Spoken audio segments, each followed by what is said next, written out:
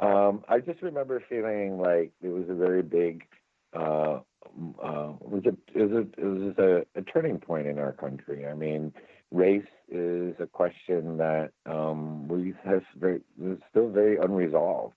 And I thought, not that it solved it, I think it just finally at least it turned a corner and towards resolution, right? Trying to have that conversation that we just keep on not having, and having a sense of optimism and saying, we are. I felt proud of America and all Americans, for that moment. Of course, we still something we're working on because, of course, as we see now and as we see it saw right after Obama's presidency with Charlottesville and so many other prejudices, not just racial, but also race tied to ethnicity. We're seeing that there's still a lot of work and a lot of questions to be asked and a lot of unresolvedness. So that was a moment I remember quite distinctly. And I also currently serve as an advisory board member member of the Obama Foundation Advisory Board, where we've taken a really big and deep dive into thinking about what his presidency means and also, what is the legacy and how does that play out as we continue to write his narrative, and not only his narrative, but the narrative of our country. Exactly. Now, in the book, there you mentioned. I'm assuming that this. I believe it was you were talking about in the book. You mentioned at a time when you were taking a taxi from Havana to this town in the mountains there in Cuba. I'm guessing this is when you had returned to Cuba for a visit or something to see something with. And you mentioned, I think her name was Rita. I can't remember now for sure the name, but can you remember this was and the incident that happened there about the driver jumping out of the car and everything, and then when he realized that his wife had left on a raft or something there to try to get to the United States? Yeah. So the name of that poem is What We Didn't Know About Cuba. And actually, that was one of the poems that was based on a photograph. And the photograph is of Hallandale Beach in Southeast Florida, where most of the rafters land because of something to do with the currents and the way it sort of eddies the raft. So but it is also a very personal autobiographical experience. I've been to Cuba many times since 1994, but not really on a cultural trip or as a tourist. I've always gone to see my family, etc. And this was the first trip where I was more involved as a writer, and we had hired a driver to take us from Havana to Matanzas, and he was a very stoic person and didn't seem to let out much. But in the middle of all that, he finds out his wife has left him. So the whole gist of the poem is that even myself being, a child of Cuban exiles and growing up in Miami, it made it so real to understand what that pain and that separation and what this silence between our two countries and how it ruptures so many people's lives for the sake of maintaining, a kind of a Berlin Wall between us, right? So right. That's what that poem is trying to strive for. To make, one of the things that I try to do in every book and every poem, really, and especially in this one, is to ground what are usually abstract political or socio-political issues, and ground them in real people's lives and real experiences. And that's the power of poetry, of storytelling. It's no longer just some news, some blip on the news, or some story that has no name and no face. It's real people, real lives, doing affected and affecting our country. Exactly.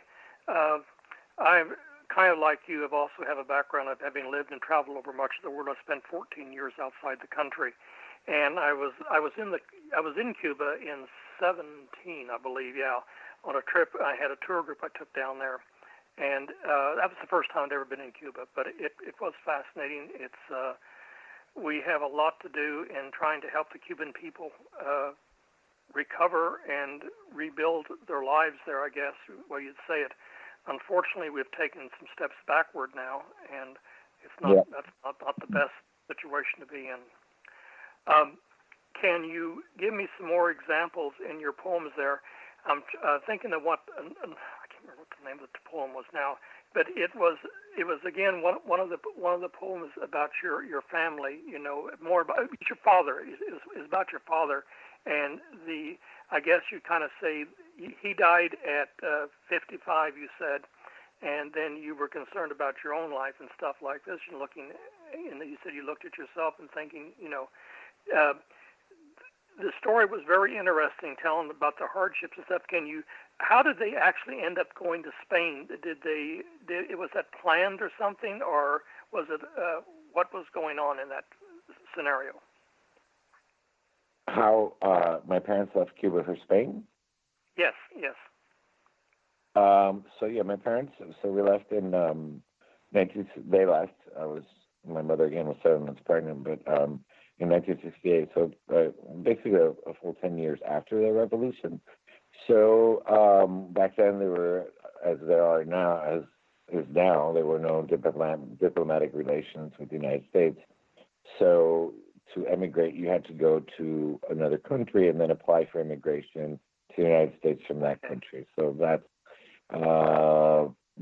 we went, well, my parents and my older brother went to Spain. My grandmother on my father's side went to Mexico City, and sort of a diaspora. And then we all met up back in New York City.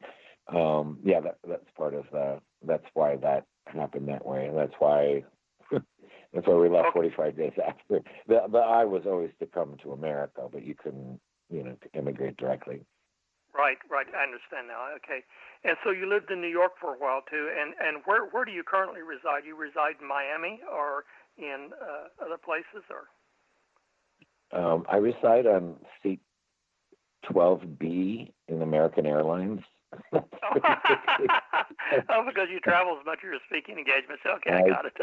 Travel about 70% of my life. Thankfully, so as you can imagine.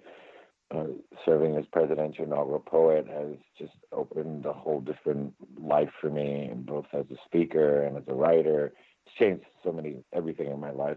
But no, I've been living in Maine, a small town called Bethel, Maine, ski resort since about 10 years. And I've been coming back to Miami to teach as a visiting professor every fall. At FIU, at my alma mater, and so I'm sort of kind of living between two places. Except when I go back to Miami, I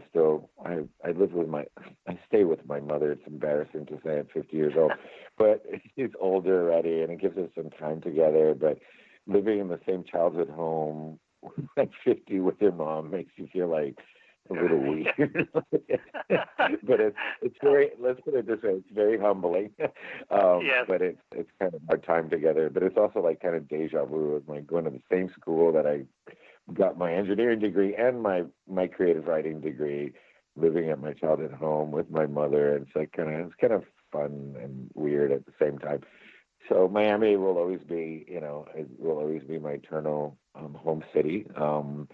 And Maine has Maine has been the only other place that I've lived longer than 3 years. So it's in my heart as well. Now, are you going to be at the book fair in Miami in November?